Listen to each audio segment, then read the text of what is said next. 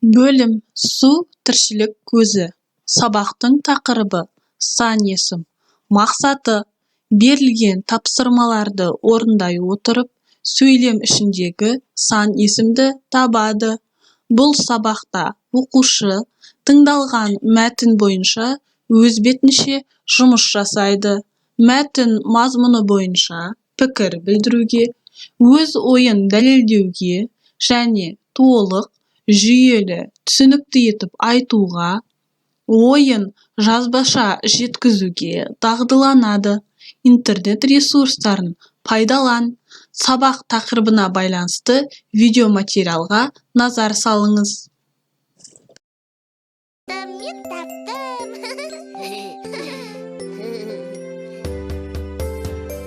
Біз ботаққан екеуміз, есептеуге бекембіз. Ақтөс келіп қосылса, үшеу болып кетерміз. Бір ауылда бір көскен, бар қызықты бір кешкен. Көжек бота ая мен, біз нешеуміз Ақтөспен. Көжек бота ая және мен, біз нешеуміз Ақтөспен.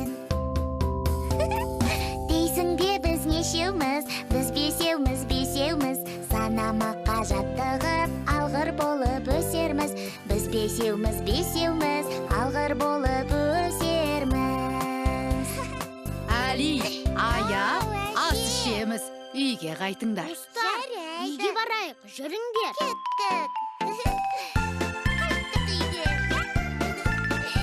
Али аға, достар болған қандай тамаша, я?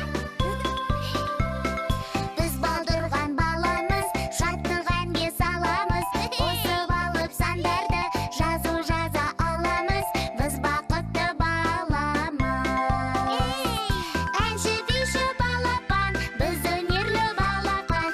Ән саламыз, билейміз, жайнап өскен гүлдейміз. Жайнап өскен гүлдейміз. Ортақ туған даламыз, ортақ туман қаламыз. Туған жерден нәр алып, өнер қуған баламыз. Біз бақытты баламыз. Сан есім заттың санын, ретін білдіретін сөздерді сан есім дейміз.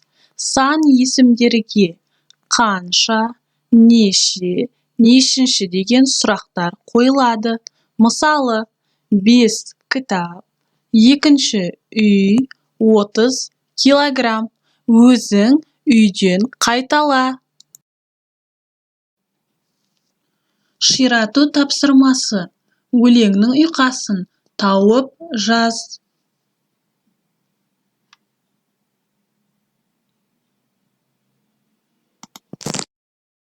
Оқылым.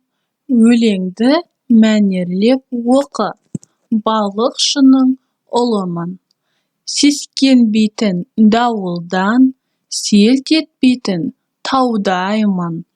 Ақ теңізде айдыннан, ақ сазандар аулаймын. Батыр екен өзі деп, үлкендерде мақтайды. Жетілетін кезі деп, талабымды жақтайды. Ел сенімін ақтайтын, балалардың бірімін. Мәңгі тыным таппайтын, балықшының ұлымын. Оқушылар, өзіміз қайталап оқып шығамыз.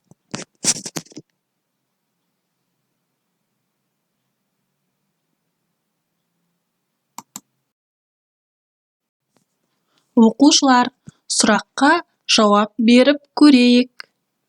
Өлең қай жақтан айтылып тұр? Өлең неліктен балықшының ұлымын деп аталып тұр? Балықшының ұлына сұрақтар дайында.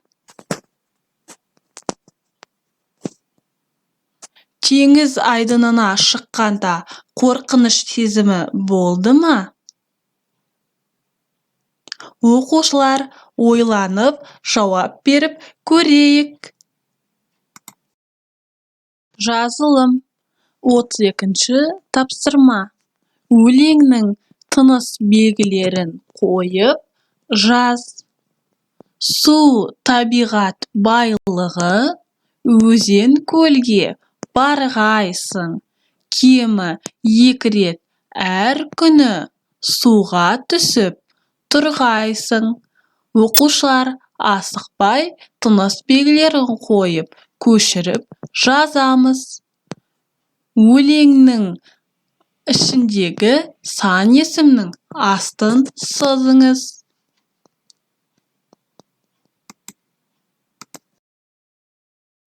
Дұрыс жауапты белгіле.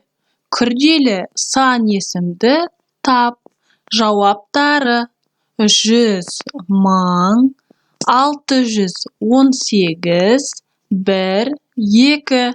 Екінші сұрақ: сан есімі бар сөйлемді тап. Жауаптары: Жаннұр ерте тұрды, ол би биледі, Аружан екінші қатарда тұр. Балалар, ойланып жауап берейік.